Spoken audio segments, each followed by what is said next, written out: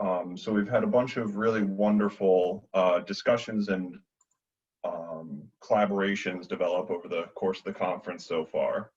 And then what we're going to be talking about now is how to use biomechanics for STEM outreach. And this ties into our overall theme of the conference, which is using biomechanics to make positive change. So we're going to do a brief set of introductions of all of our panelists, and then we're going to get into the discussion. So I'd like to invite all of our participants to ask questions in the chat, and then we can see it and then throw it to the panelists. But without further ado, let's get some introductions started. So I'd like to start with myself, I guess. My name is Drazan. I'm a postdoctoral fellow at the University of Pennsylvania, where I work in the Human Motion Lab under the direction of Josh Baxter. In addition to my technical research, I'm also the STEM director of Fourth Family Incorporated, which is a grassroots nonprofit based out of Albany, New York, that was started by my good friend and former college basketball teammate, John Scott. So, Coach, would you like to give a little bit of background and introduce yourself? Absolutely. Thank you so much, Dr. Drazan, for having me. It's definitely a pleasure to be here. So my name is John Scott. As Dr. Drazan alluded to, we were college basketball teammates. I am currently an administrator in the elementary school in upstate New York. In addition to that, I'm a high school basketball coach and the co-founder of Fourth Family Incorporated. Fourth Family Incorporated is a nonprofit that we started in 2011, where we really target at-risk youth. And we try to, help show them different options of being successful in life through STEM, mentoring, and a few other avenues. But the name itself, Fourth Family, it actually is something that is very special to us, and it came from an African concept, and we'll get into that later. I don't know if Dr. Drazan, if that now's the time for that. Oh, well, yeah, let's introduce everybody, then we can start talking. All right, soon to be Dr. Loya, would you like to? Sure, thanks, John. So unlike Dr. Drazan and John Scott, I was not basketball teammates with those two, but I was teammates in another fashion. John and I went to grad school together at RPI. I met him literally while I was interviewing to go to grad school, and that's when our work together started. But to back up, I am in the middle of defending my PhD thesis from RPI right now. This fall, I also started a visiting assistant professor position at Union College in Schenectady, New York, in the electrical, computer, and biomedical engineering department. I'm also an assistant women's basketball coach there. And I've been a STEM coordinator for Fourth Family for, since 2014. So the gang's been together for about 6 years now. And she was the 2014 NCAA Sportswoman of the Year? something like that. Okay, so she can hoop. All right, Phil. All right, how's everyone doing today? My name is Phillip Smith. I'm a senior at Rensselaer Polytechnic Institute in Troy, New York, studying computer systems engineering. I've been a part of Fourth Family for a few years now. I'm currently the STEM coordinator, where I help, build the curriculum for like the in-person and virtual camps that we host here and there.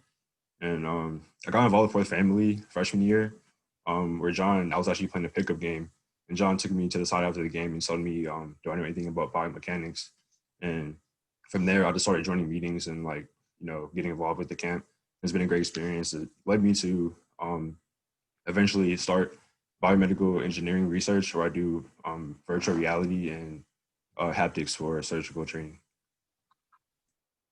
So yeah, what's really exciting about our program is that we've been doing it for, I've been working on it for 8 years, John's been working on it for 9 years, and you can see that we have this is the result of a lot of time and effort from everybody who's involved, and we have so many more people we work with who aren't on the panel.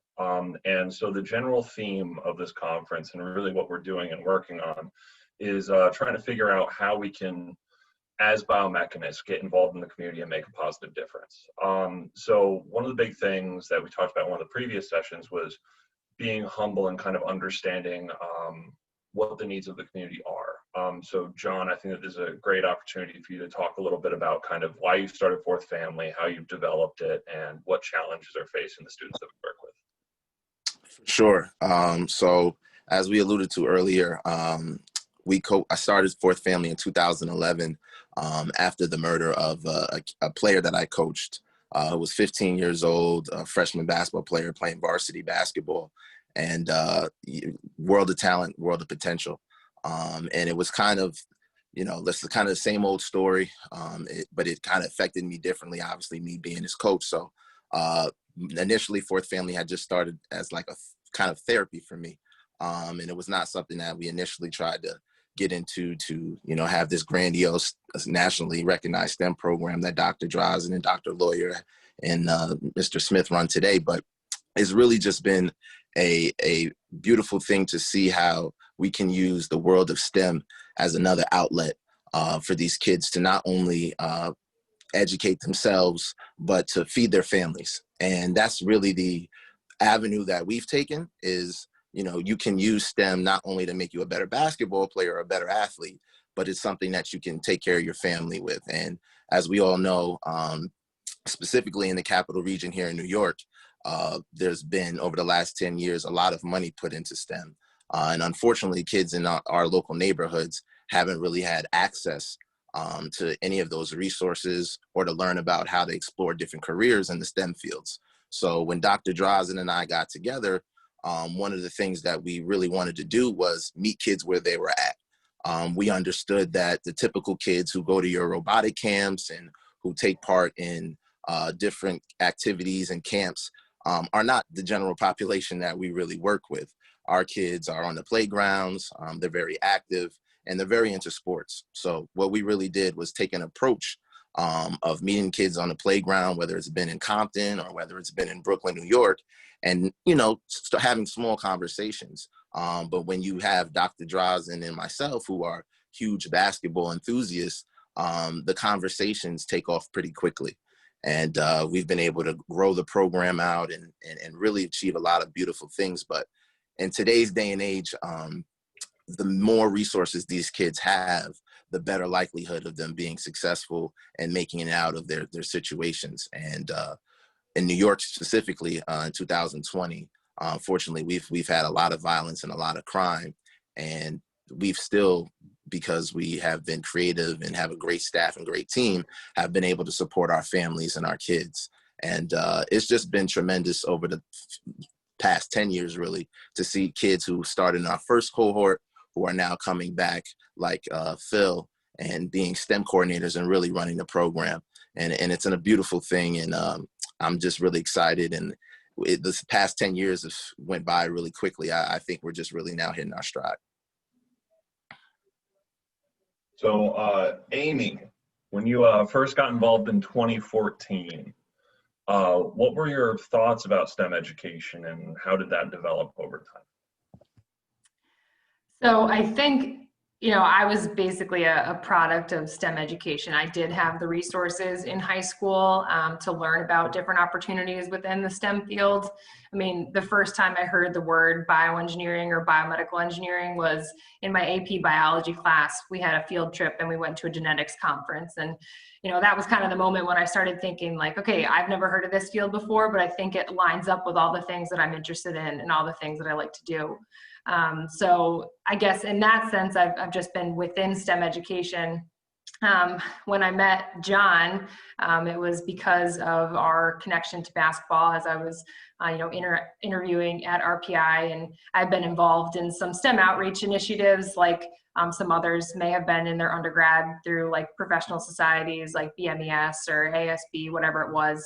But then finally there was this opportunity to, again, attempt to connect all the things that I was passionate about, which was biomechanics, biomedical engineering, and then basketball coming into grad school as a college athlete.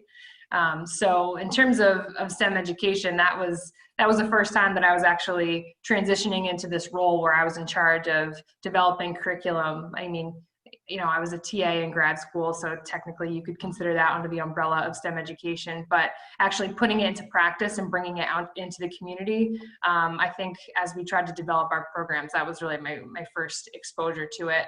And, I can let John talk about this more, but the way that he presented the work that Fourth Family does in the Capital District of New York kind of stemmed from a story about trying to get students to improve in their math and science classes just so that they could remain eligible to play on their high school basketball team. Like that was the initial motivation for, I think, John doing your tutoring work at Albany High. So I don't know if you want to kind of explain more about that and how you started the program with Fourth Family, because eventually then I kind of just tag teamed and joined the efforts. Yeah, no, well, thank you. Amy has been the wind beneath our wings the entire time, so don't let her sell herself short. But the thing that's really interesting is that I sincerely believe that biomechanists are uniquely positioned within the STEM fields to reach a huge population of kids. And the thing is that I accidentally found this because in the fall of 2012, my guy John Scott hit me up and he said, "Hey, John," or Draz, "Hey, Draz, my players are terrible at rebounding and passing math."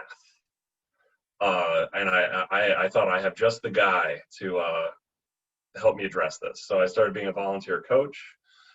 And I started a tutoring program where I brought graduate students from RPI to Albany High to work with students in math and biology and other STEM disciplines as well. And the thing that I realized, I have a tendency to ask questions as an athlete, and it would always really upset my coaches. So the thing that was really fun was that when I'd be coaching these big guys and I'd say, "Hey, get down, box out, get to the backside," they'd be like, "Why?" And I sat there and I thought back to my experience as a player, and it's usually like, "Because I told you to." And then if you don't do it, you have to run.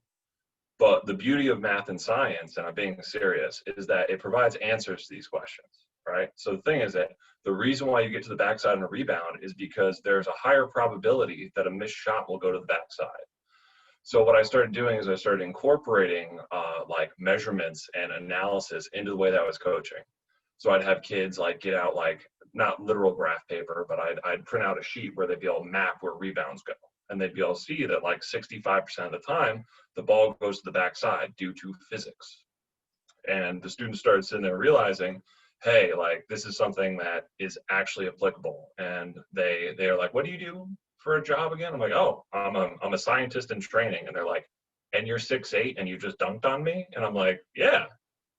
And it was a really great way to build kind of a collaboration with these students, because I have all these questions about basketball, and all that I did was just invite these students to come along for the ride. And then at the same time in the classroom, I'm a big basketball guy, as it's probably obvious. But I had these students who, once they started realizing that like I could help them find answers, they were sitting there and they were asking me these things like, "Yo, did you see how hard LeBron just dunked on Jason Terry? Why can't you do that?" Because I'm the same height as LeBron James. And the thing is that what ended up happening is on this specific day, I ended up going into almost a graduate level of detail explaining how actin and myosin work. And so I was drawing it up on the board and doing all this stuff, and I was explaining to them that how myosin climbs over actin. And this is a group of students who are failing biology, and you could have heard a pin drop. And then the next week, during the tutoring session, I had the kids by the board, and there was two of them in the back, and I knew these kids, they needed some help, and I went to the back and I started listening to them, and then one of them saying to the other, and one kid missed class, and the other kid is explaining how actin and myosin dynamics work in fast twitch muscle fibers, and both of these kids were failing biology spectacularly. And yet they're up on graduate level understanding of muscle because it's tied to basketball. So that's one of a million anecdotes that I could tell. But the thing is that you're sitting there and you're tapping into the intrinsic motivation that these students have to understand and improve their game, and you're giving them an entirely new outlet for it. And so pretty much we started doing it, and we realized it was working, and we've continued to grow the program. And one of the beautiful things about collaborations between the academic and the community space is that as scientists, we are trained to ask and answer questions, as well as collect data. So one of the things I started doing, and for everybody in the biomechanics field who's watching this right now, I strongly suggest that y'all look into getting an IRB for your outreach stuff and then study it and publish on it. Because in 2014, I reached out to a random person who was on the education board for EMBS, for the IEEE, and I reached out to them and said, hey, would this be, I'm doing this project, would this be appropriate to submit to the education section of the conference? And they said, and I said, I'm thinking about doing a one-page to be able to get a poster. And they responded back to me in basically all caps, this is amazing, I want you to write a 4-page paper on it. And I was, and I ended up being a podium presentation at BMES or EMBS, and on that stage with me was like the director of STEM education for the country of Japan, and then the dean of the College of Engineering at a bunch of different like elite schools, and then there's me as a graduate student who's working with kids in Albany. So don't doubt that. And we bring a whole different skill set, because one of the things that's made Fourth Family successful is the fact that Amy, myself, and Phil, and then our other academic collaborators. So for example, Laquana, who's been on several of the panels during this conference, she's one of our collaborators. We write STEM education research papers on this, and it helps John and Joaquin, the two directors of Fourth Family, it helps them secure funding and provides evidence that it works. So the thing is that I think that biomechanics is the perfect way to engage new populations of youth in STEM. So Phil, do you want to talk about kind of what you've been working on and then how you got first engaged? Oh yeah, sure. So like I said before, I got involved freshman year. I started attending Fourth Family meetings just to like learn about like, what exactly it was. And soon I realized, it was a lot about taking what I'm learning in school. Hold on one second. Hold on. Phil dunked on me. We were playing basketball, and Phil yammed on my face. And I said, Phil, what's your vertical? And he said, I don't know. And I'm like, you want to measure it? And then he got involved in all of our sports science stuff. Phil has a 40-inch vertical, and he dunks on everybody. Yeah, so just to continue off of that, I got that question a lot in high school. Like I always, my teammates and coaches were like, "Yo, is it vertical? Like, what is this? What is that?" And we didn't really have like a good way to measure it. We had, I remember we used to put like tape or like I guess masking tape on the wall, and like we would mark every inch, and then you would see how high you can reach it. But I guess being an engineer, going into engineering, I'll soon learn that there's ways that you can like, I guess develop devices to be able to measure that. And it's also able to like incorporate other types of, I guess, technical aspects that you're learning in school. So,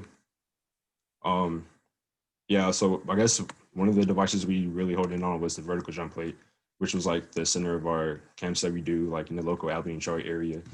And I guess I was able to also continue into like surgical instrumentation.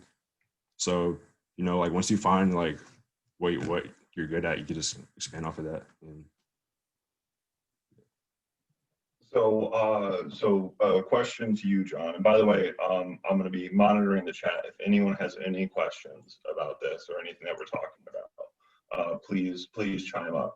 Because one of the biggest things that we want to do as an organization and then also as academics is help others develop these programs. So actually, Amy, do you want to talk about the conversation or like the programs that we run with Columbia? Sure, you want me to do that now? Yeah. Okay. Yeah, well, I think one of the toughest parts for us in terms of developing our programs was the curriculum and deploying it into the communities. I mean, one of the challenges, and we'll speak to this later, I think, to doing this type of STEM outreach is establishing a relationship with community partners. And so, so fortunately for us, we have Fourth Family and John Scott to lead the way with that. Who are our participants going to be? How do we reach out to them? And how do we spark their interest and invite them to some of these camps? And for us, the way that we attract students to come participate is it's advertised as a basketball camp. It's not advertised as an after-school program to help with science and math or any, STEM components.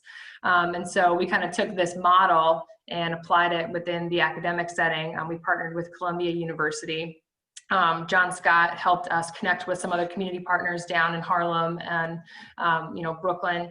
And we invited kids to participate in a week-long camp at Columbia University where they would use STEM and concepts from medicine to improve their performance at basketball. So again, we're always circling back to this intrinsic motivation for these students and our participants, like what do they care about naturally? And what do they want to be doing after school? And how can we integrate STEM concepts into what they're already passionate about to show them how you can incorporate that into those passions, or to show them how they can become better at those passions if they have a solid base in STEM and medicine. So for Columbia, we have a group of about, I think our last year that we did it, pre-COVID, I think we had close to 40 students come, both boys and girls. And, we would start the day off with some basketball drills. And that's really the key for us is, we always talk about basketball. Obviously this would apply to whatever your interests are, but it's easy to take a typical format of a basketball camp where you're cycling through drills which hit on shooting or defense or passing or footwork. And all you have to do is add in a station. That's the STEM station. And so back to what Phil was talking about, this is where we would incorporate some competition-based drills where the students were using a jump plate to measure their vertical jump height. And they were using different instrumentations. We've used like laser diodes and things to, help measure our shuttle runs and our sprints and things like that.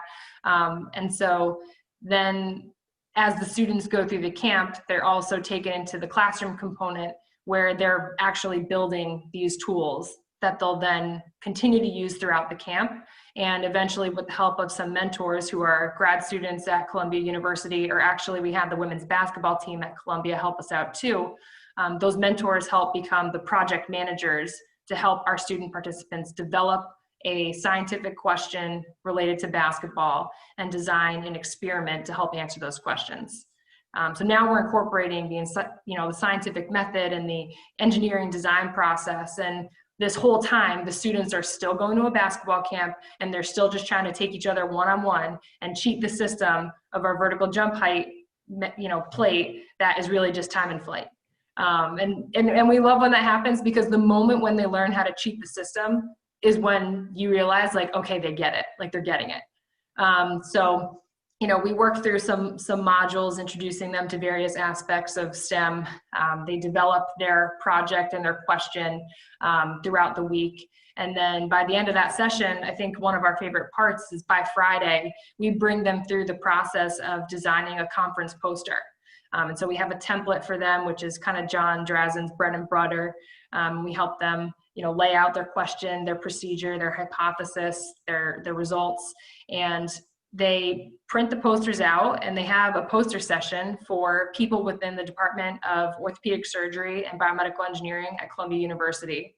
So you have this awesome dynamic of students from, Harlem and Brownsville telling the head of, orthopedic surgery how their project worked and why they asked the question they did, and the discussion points that they developed by the end of their project. And I don't want to give away too much because we have some participants later who have gone through some of our programs and are going to talk about some cool stuff, but that's just kind of an example of a format that we use and how we can integrate that with sports. Perfect. And just to build upon what Amy was just saying, is that's the thing that's incredibly exciting about working with youth athletes, is that these youth athletes are very proud of their ability and their understanding of basketball or whatever sport we're covering at the time. And the thing is that it puts them in a situation where you have somebody who's a brilliant orthopedic surgeon or biomedical engineer, but they don't know why or how to analyze a basketball jump shot. So it provides a bridge between these very scientifically advanced people, and they're learning about sports using science from these kids, which is very, very powerful. So I have a question for John Scott, and can you kind of walk us through why sports science outreach is important? like for inner city communities? Absolutely. Just to build off of, the conversation that Dr. Loya and yourself were just talking about, it really makes education come on a plate that's attractive to a student who may not be the biggest academic in the world. Why? Because you're showing them how they can improve upon something like we've talked about that they're already intrinsically motivated to do. A large general population of the kids that we work with like and enjoy playing the game of basketball. So if you can show them how they can become a better basketball player, you're going to have a lot of success when you try to teach them anything else. It goes back to that old mantra of a kid can't really learn from somebody that they don't like. It really helps ease that whole entire process. So when you're talking about ways to combat systemic racism, ways to combat violence, ways to combat drugs, gang violence, all of these things that really plague the inner city communities, STEM education is one of the best ingredients that we've found to really take and shift kids' gears into something positive.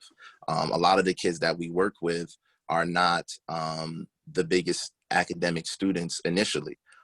We always start each program off with asking actually who likes math and science and who doesn't. And Dr. Drazan and Dr. Loya and Khalil and Phil and others always make it a point to go after those kids who say they don't enjoy math and science initially, because our programs and workshops, are so engaging that by the end of that workshop or activity, when we give that post survey, those same very students are talking about how they really see math and science through a different lens. Whether it's been working with Dr. Cook and kids learning math and science through the game of 2K, or down at Columbia University with Dr. Loya, or running a basketball camp with LaMarcus Aldridge.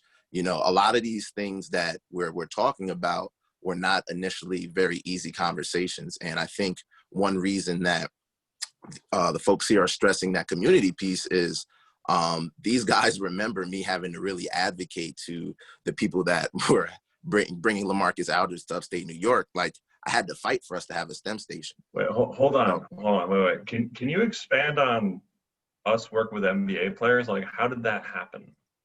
So this first camp. And who have we worked with? Right. So I should start off by saying we've recently done a lot of work with the Emmanuel Mudiay Foundation and Emmanuel Mudiay. So shout out to them. We're going to do some great things there in the future with those guys. And obviously you'll hear a little bit more from the great partnership we have with Tomorrow Stars Foundation and the NBA Summer League, and get to hear from some of our kids. But the first, I would say, real big event that we did was with LaMarcus Aldridge. So this was back in 2016. I think it was LaMarcus's first year with the Spurs. He was an all-star. And I remember telling the folks around our organization that, hey, I'm going to get LaMarcus Aldridge, to come to upstate New York in his off season. And there was literally no one who believed me, but probably outside a few people on this call and, others. But I didn't take it any kind of way. But literally, if you go to LaMarcus Aldridge's Facebook right now and do one swipe of the finger, you will see our flyer and on his Twitter. But he's not the most socially active guy, but we did get him out here. But it was really, in all seriousness, a very stressful but beautiful experience at the same time, because it was something that never had really been done before. So we didn't have any major sponsors. We didn't have any major help. It was just us running the entire camp and taking care of LaMarcus. And the initial conversation when trying to explain, when we're talking about the importance of STEM education, I think this is the instance that sticks out to myself the most, because I remember really advocating why we needed a STEM station at this camp and fighting for it. And eventually when it happened, it literally being the number one thing that LaMarcus Aldridge loved the most. So it was very interesting to see the change in guys who had no type of education around the STEM fields or had any interest prior to afterwards seeing, wow, LaMarcus Aldridge is smiling and over there joking with Dr. Drazan about the poster and wondering when they can come down to Dallas and run something down there as well. So, not to run on, but that really started a lot of our events that we do with NBA players. But the big thing I want to highlight, and this circles back to one of our previous discussions and one of the previous panels, is working with the community is so important. Because the thing is that if everyone has their own circles, right? And the thing is that me and John's circle overlapped in college basketball. But the thing is that Coach Scott has a student who's interested in being an orthopedic surgeon. John probably can't sit there and easily reach out to an orthopedic surgeon to be able to do shadowing. But as an orthopedic researcher, I know tons of orthopedic surgeons, right? And at the same time, the way that we got connected with LaMarcus Aldridge was because John Scott played college basketball at a different place with one of his best friends. So this is like the real power of these community collaborations, is that it's like, not to use the tech bro speak synergy, but there's actual synergy between academics and these community organizations, because you have the opposite strengths a lot of the times, where it's like, I can get all kinds of equipment, I can get all kinds of professionals, but we can't reach into those communities that really need this, and where we would be most effective. And John has the same exact, or the flipped problem, where it's like he has all of these relationships all across the country through basketball and through nonprofits and everything like that. And through this partnership, we're able to perfectly complement each other, which is very, very, very important. So it's 2:30, so this is very exciting. We're going to have some of our participants and mentors from a program that we're running right now. So I'm very excited to introduce, as I go through this, Lindsay and Leah, and then Khalil, who are working with us out in Las Vegas. So do you guys want to introduce yourselves briefly? Yeah, how you doing? My name is Kyle Nicholson, and I go to Lincoln University.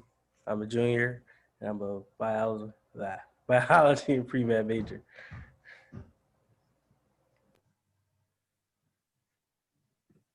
Okay, I'll follow. Hello, everybody. My name is Lindsay Mojica, and I'm a high school sophomore at West Career and Technical Academy. I played with Summer League Junior NBA last year, which allowed me to meet both Dr. John and John Scott. And since then, I've been working with them to explore our scientific interests and STEM as a whole.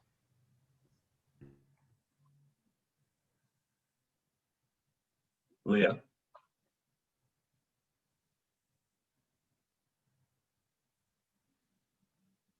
Oh, unmute yourself.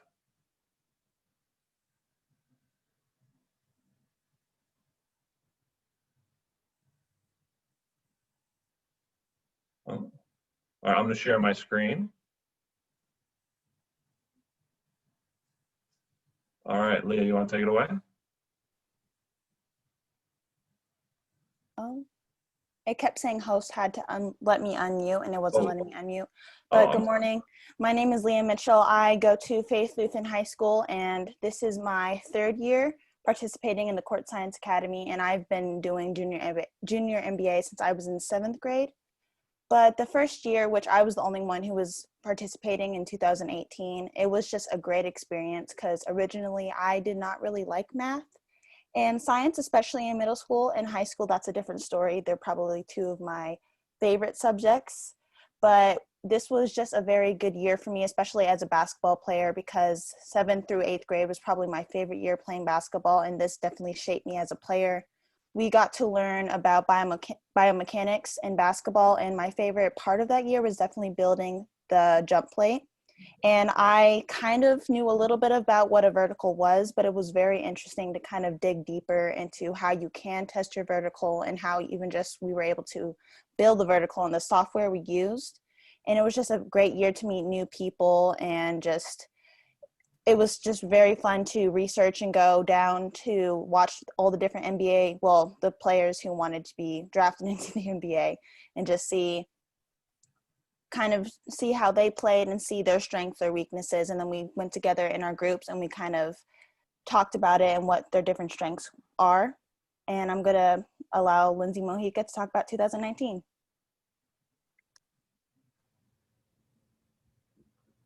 Sorry, hold on. 2019. Okay. So last year was actually my first year being introduced to this innovative program. When we first arrived, we were introduced to one another in a classroom setting. So what was cool about this was our learning area was backstage to the basketball arena. So we got to see players and special personnel walking around. We then we then studied the summer league players and their environment by watching them compete with one another. So we broke down what makes their playing possible. So what each group did was we each chose one player in particular we found to possess good abilities. From there, we studied each ability and what physiological aspects were responsible for such. Now I'll pass it back to Leah, who will further elaborate on how we use these observations to guide our work. Comparing from 2018 to 2019, the court science classroom, obviously there's going to be some differences and maybe some advancements. This year, one of my favorite parts, because I'm definitely interested in art, we got to design the jump plates, and then we would take them out and we would set up a little station outside where all the fans, all the spectators could come and they could test their vertical. And then we could take our our posters that and all the kind of questions and kind of our summary of each of our players, we could take them personally and we could explain to the different people what we took from the player. Like me and Lindsay were in the same group when we kind of talked about Tajir McCall, number 8, and we kind of explained how he had very quick reaction skills and kind of tried to explain to them how we were able to figure out why he had such quick reaction skills and what allowed him to have quicker reactions or slower reactions in certain situations. And it was just a very good experience to kind of learn how, as a scientist, to spread your data and explain your data and kind of get to the community and talk to the community about it. So when I got the news that we'd be participating in a cadaver lab, I was ecstatic. When we first got to the lab, we were given a crash course as to each facet present in the knee and lower. Once we were given this information, we had to suit up to enter the lab in a cleanly fashion. It was a delightful process getting equipped to enter because at that moment, I felt like I was really about to perform an operation. So whilst observing the actual surgeon, guide us through the cadaver knee, we were given the chance to observe it ourselves hands-on. To say the least, it wasn't what I expected.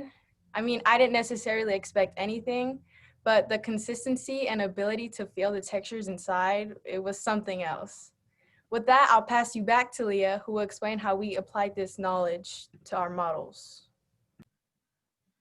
Yes, getting to see a cadaver was just an amazing experience, and I definitely took a lot from it because after we went into the lab, we went back and Dr. Drazan actually showed us this really cool, he made basically a knee for us to examine, and he took all of us and put us into separate groups, and we all got to build our own model of a knee and kind of just walk through what he described, like this exact structure of a knee, kind of how it functions, and we got to try and build our own model or our better model in a way and then we went in front of our group and then we showed what we did differently to try and make it function better or more like a knee. And now I'll pass it to Khalil for our virtual online classroom. How you doing, everybody? I'm the newest member of For the Family, and I actually joined this organization through my guy, Dr. Drazan, who was actually my professor at Lincoln during my sophomore year. And it was very an interesting way of how we met, because I was actually looking, it was like my sophomore year, I was talking to my advisor, and I was trying to add a new class so I could have 15 credit hours for the semester. And all you see is a 6'8" guy, kind of looked like Peyton Manning, and he had a turtleneck on, and it was kind of confusing. He come up to me, he was all hyped, and he was like, "Join my class." And I was like, "Who are you?" In my head. And it was like, he was like, "Hey, I'm a biomechanics, and this is my class, and you should join this. It starts at 2:30. He actually texted me and everything to make sure I come to his class. And then it was a funny situation. Like, that class was great. We bonded through talking about basketball. And then actually during the summertime, he actually offered me to become a mentor for court science. But unfortunately, due to the pandemic, court science became a virtual classroom. And actually it was a huge success, because we had countless sessions where we had huge debates on basketball related topics.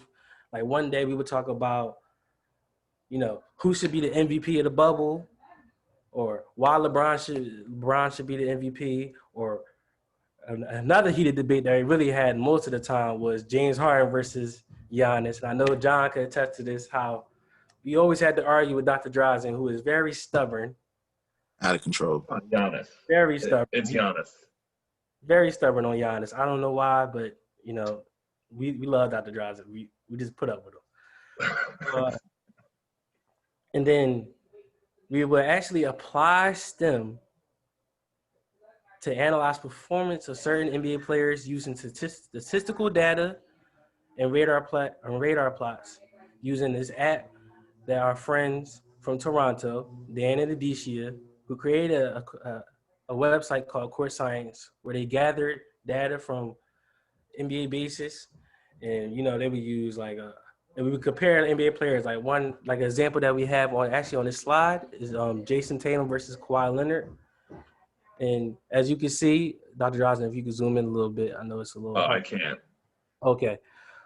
Well, you would see that they would compare stats like 3-point shooting, scoring efficiency, finishing, and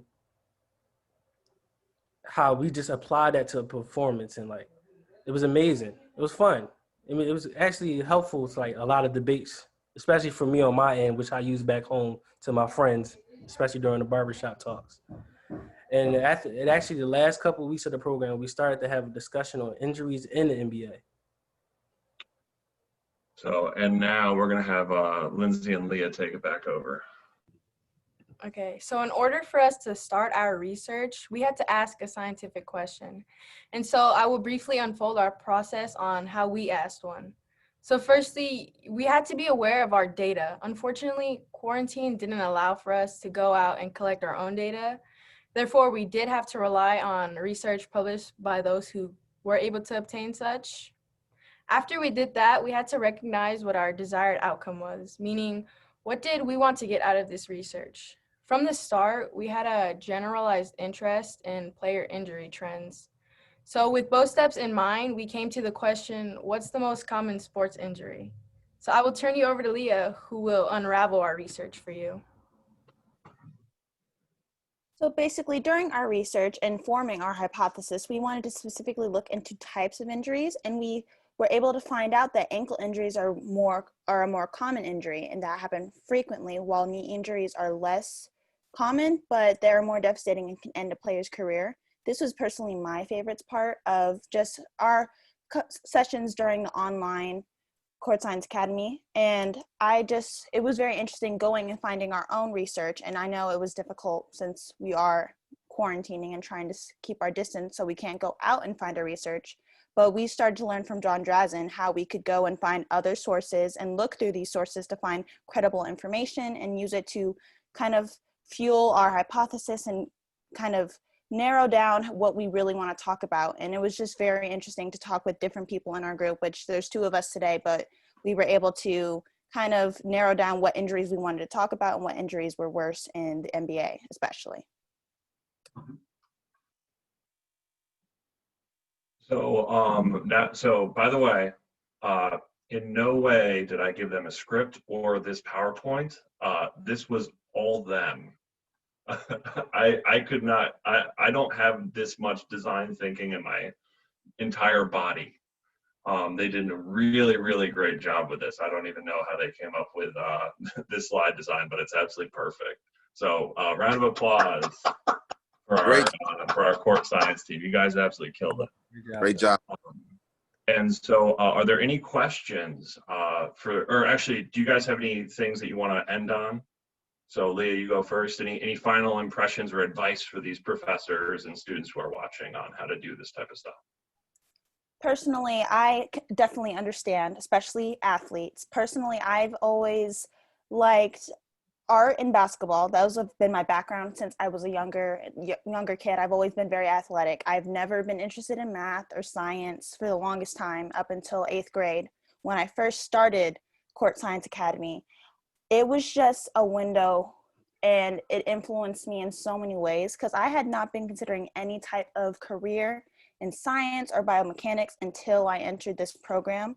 And to kind of tie back to helping with the community, this also influenced me to do a lot with the community. Like personally, I've always been a very outgoing person. I did NJHS since 6th grade through 8th grade. And I started just this year, I'm doing an AHS, which is basically an art-based program where you can go out and you can help the community with your art. And I'm also helping specifically a science program designing a t-shirt right now, which I think is pretty cool. It's just, it opens so many doors for you, and it just kind of helps you realize there's more out there than sports, and there's ways for you to tie back to sports with certain curriculum like biomechanics. So back to what Leah was saying about community outreach, when you actually do this kind of stuff, you do get students from all different types of backgrounds and interests. So Leah said she was more so focused on basketball and not necessarily science, and I am like on a whole different spectrum from her. Since the start, I've actually had a general interest in science. So when joining this program, I really got to expand my knowledge on the different areas that science is applicable to, specifically basketball. I've gotten to observe the players, learn how to use the scientific method, collect data, participate in surgical labs, collaborate with others, and the list goes on. So being exposed to these different aspects in science has allowed for me to get a better feel for my interests. Touching on all these different topics has opened my eyes. It gave me the head start I needed to continue my pursuit of my path in health science. And I would actually want to say, I always loved science. I was like a nerd back in the day, as you might say. But I actually, one thing about this, like actually having an opportunity to become a mentor for this, it actually made me give me a different perspective on teaching, because I remember before I used to be like, oh, I can't be a teacher. How can they deal with these kids? I would lose my mind. Like, it's impossible. But now, like, actually, like, meeting, like, a Leah, Lindsay, like, it just gave me, it was inspiring, because, like, to see how intelligent they are and how they're going to be the next in the future, like, how they're going to be the next generation, like, it's inspiring. It's like, wow. And then one more thing is, it's just, I actually want to bring this type of program to my community, as I'm a West Philadelphia kid, and just seeing, like, how, like, just applying basketball, like as Dr. Drazan said, like applying basketball to science really would help a lot of people in my community, because a lot of people, they, frown upon science. They feel like it's boring. They see the math just like as I do. I'm taking chemistry right now, and Lord knows, Lord knows. But it just, I just want to bring this to my community. It's a blessing. I'm thankful that Dr. Drazan gave me this opportunity to be a part of this. Thank you, Khalil. And the big thing that I would say, another thing is that when me and John first started working together, John was 23, I was 22. And so we have an entire cohort of kids who I worked with when they were 16 or 15 and I was 22. And the thing is that as hard as I try at 30, I'm not as relevant to these students. So what's really cool about biomechanics is that you can inspire, and community-based biomechanics is that you can engage new mentors like Khalil, and in the future Leah and Lindsay, and Phil, and to a lesser extent Amy, because you're a professor now. But pretty much you can sit there and always have the next person up, where you can have this like recursive mentoring program, which is very important. So are there any questions from the audience or any questions from the panelists to our students? Because you guys absolutely just killed it, so well done. So Paul, you have a question. I'm gonna unmute you. Thank you. Hello, everyone. My name is Paul DeVita. I know Khalil, Lindsay, and Leah do not know me at all. I am a biomechanics researcher, and I have been around the block a few times. I have this to say to Leah and Lindsay. You are high school students, and you are awesome and inspirational, and I cannot believe how wonderful and great you are and the futures that you have in front of you. I work with very good advanced college students on projects like you're doing, and you are no different than they are already. So I just want to congratulate you. That work was wonderful. The other point I have to make relates to Khalil and now Lindsay. For the first half hour of our session here, I was waiting to hear two words why biomechanics can be so effective and so fantastic at STEM outreach. And those words are fun and cool. And Lindsay used the word cool, and then Khalil used the word fun. And this is what I push all the time with our biomechanics, because it relates so closely to people playing basketball. How high can you jump? How fast are you? How I don't know what else, but that is the great thing about biomechanics and why we will be successful, because we can push the fun element and the cool element. The cool element comes from the instruments and the measurement and motion capture and all that. But it's fun, and I believe we should push that, and that will help us. I congratulate Khalil, Lindsay, and Leah for fantastic work.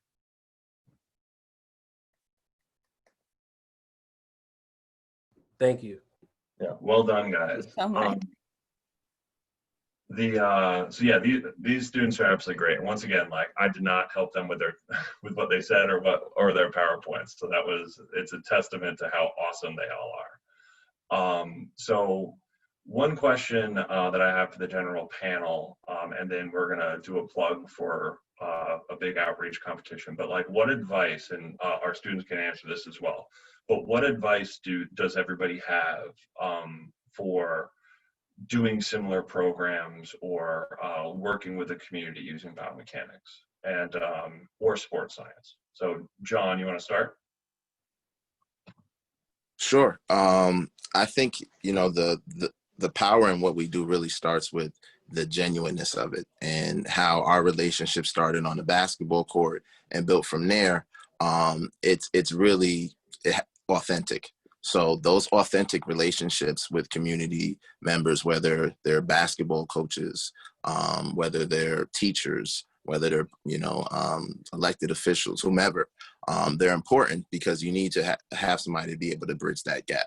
And I think what's really powerful in the vision of what we do, at least here in upstate New York, is once you cross Central Avenue, like in most communities, it's very different. Neighborhoods change. So I think, part of the power in what we do is, although we're from very different backgrounds, we come together with the game of basketball. It's one of those things that bring people from all over the world together.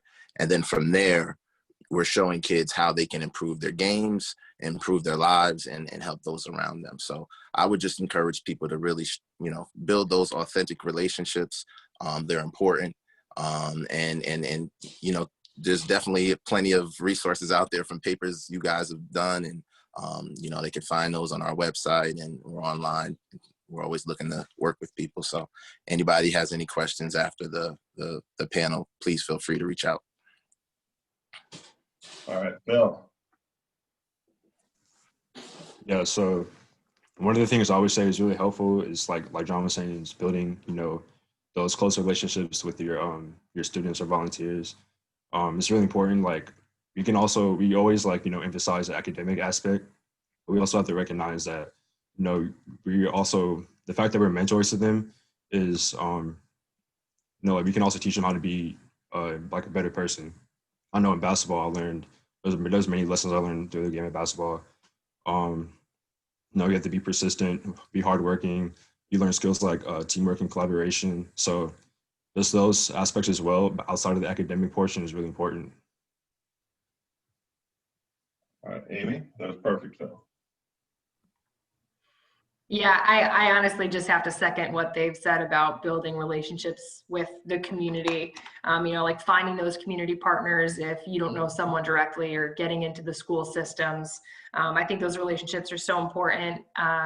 Gaining the trust of the students who are coming into the gyms or coming into your classrooms, using that common ground, which for us is basketball, to get to know them and to, like I said, gain their trust so that they keep coming back and they have some buy-in. I think another aspect to a successful program is something we touched on before, that recursive model of peer-to-peer mentoring. You have different levels of students who are coming in and doing our programs, and then, incentivize them to come back and then be the next leader or the next mentor for the group coming up. that means a lot to them. It means a lot to us, and it gives them some extra motivation to keep giving back to the communities that at the end of the day are theirs and mean something to them too. I can't tell you how many times John Drazan, John Scott, and I have, been in line behind each other in a McDonald's drive-through because we're like getting dinner for our kids before we drop them off at home. And, it's more than just a STEM program when you really look at it. And, last thing also, we've used the word mentor a couple times, and we try to provide not only sports mentors, but STEM mentors. And, everyone in this Zoom call knows the impact of finding people who look like you, who, have the same experience as you, to give someone, or to give these kids someone to look up to and someone to like see themselves in. And so those are just some quick points that I think are pretty crucial to the programs. Yeah, and I'll go very briefly. To build on the previous themes, authenticity is phenomenally important, and also expect to fail sometimes. And what I mean by that is I have run so many bad programs at the start of this, it's not even funny. And the thing is that you don't wake up being able to run these programs. You don't wake up finding the right partners. In my situation, I did, and I'm phenomenally blessed for that. But the thing is that this type of work is difficult. So you need to be able to persevere through challenges. There was one time, and to build off the authenticity point, there was one time where we were doing a program early on, and it was like a political event that we were helping, and pretty much I didn't make the point early that the reason why I was talking about basketball is because I'm a former college basketball player. Instead, all the students thought that I was talking about basketball because they were predominantly black. And that was the worst program I've ever run because the kids almost ran me out of that gym. Because they didn't realize that, like, I'm a basketball player, scientist, so I talk about basketball with everyone. Instead, they thought that I was stereotyping them. And that's one of those things that you really need to learn how to navigate. So one of the biggest things that we're doing at Fourth Family is we're, instead of expanding into different arenas because we think it's good, we're instead expanding into different arenas with different partners so that it's authentic to them. One of the biggest questions I always get is like, what are you doing for the girls? Why aren't you doing something for dance? And that upsets me for two different reasons. Number one, Leah and Lindsay will break you down on the court. So don't sit there and tell me that girls don't love basketball. But number two, if you've ever seen me at a wedding, I can't dance. So if I did something like the biomechanics of dancing, it would be the worst thing you've ever seen. So what you need to do is you need to make sure that you remain authentic to yourself and your own interests, and don't pigeonhole yourself into something. One of the best STEM outreach programs, or one of my favorite STEM outreach programs I've ever seen and helped develop, is there was a scientist there was a graduate student at RPI who really liked knitting. And we helped her create a knitting, like a science of knitting program at an urban high school. And she had 3 girls who went to the program every single day for a full year. And it was excellent. So don't think that you can't do it. So Leah, Lindsay, and Khalil, briefly, and then we're going to turn it over to Paul. Leah first. Just answering the question. Advice for creating programs. I mean, I honestly think you guys do a great job.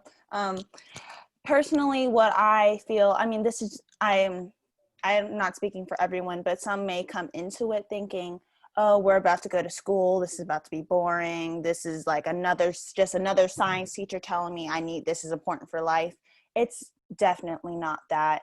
It's just such a fun and cool experience. Like, we got to, like, you may think we're just sitting all day in the classroom. I remember the first year we went out during one of our breaks, and me and John Scott and a couple of the other kids were dancing to a viral dance and videotaped the dance. And then next year, I remember we went out and we were studying stretches. So we went out all in a big circle and we studied how different stretches affect your different muscles. It's just, we do many different things. We're never sitting still. We're always up and about, looking at maybe comparing different players out on the court, or personally going out on the court ourselves, doing some drills. And I'm almost positive I've crossed John Scott before, but it's just Whoa. no. Court Science 2021. It's going to be the battle. Yep. All right. Well, that's perfect. Lindsay? So going off what Leah said, a lot of kids may come in actually like thinking this is another school type thing. So you're actually going to want to you have to know your audience. You have to know their interests and how what you're doing can appeal to them. So what the Fourth Family did was they took basketball and science, right? And they incorporated those two to teach it. So in the same manner, you could take anything. You could take another sport, another hobby like the knitting one, and just force those two together, and you'll have something that will also interest the student but teach them at the same time. Perfect. All right. Clearly, you got 5 seconds. Just make it fun. Perfect. I love it. All right. So in a previous panel, I talked about how important it is to have the support of major institutions and senior researchers. And we are blessed, I'm not saying that sarcastically, we are so blessed to have a giant of biomechanics like Paul DeVita serving as an advocate for outreach. So he has a big announcement, and I'm going to turn it over to him for the end of the panel.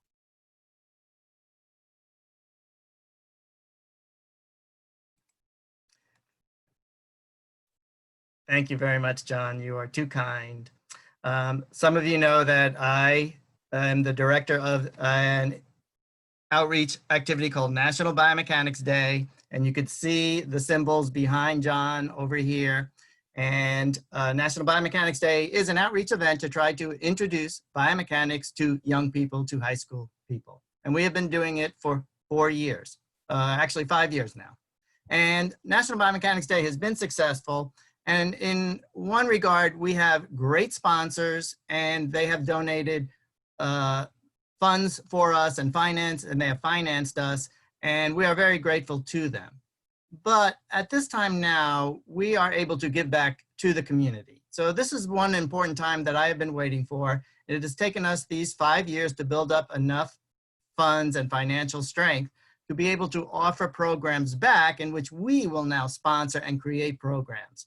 And the first program we announced just this morning through Twitter, and it is called, it's got a very clumsy name, Black Biomechanists Outreach Through National Biomechanics Day Award Program. And the goal of this program is to sponsor National Biomechanics Day events, which are showing high school kids biomechanics, but for Black kids and Black students and basically high school students wherever they are throughout the United States. But in fact, our National Biomechanics Day is international. And so this program does exist all around the world, but I think this program will sort of be concentrated in the United States. So I am inviting everyone to look on Twitter, and we will announce it in many ways, but to look at this program and to try to apply to this program. And the idea is that we will fund your NBD effort. We will be able to support you for paying for busing and transportation for the kids visiting you. We will be able to support you by paying for supplies and other items that you'll need to do the event, to buy some equipment, not about equipment, but supplies and various small expenses. So we are very happy to announce that we are going to support, our first initiative is to support young Black children to become biomechanists, because it is cool and it is fun and it is fantastic, and it is a way to make such a great and positive contribution to society. So I'm happy to announce the program today. Please look it up on Twitter, and I will be sending it out to all of our email people, and I think that's my announcement. Thank you very much.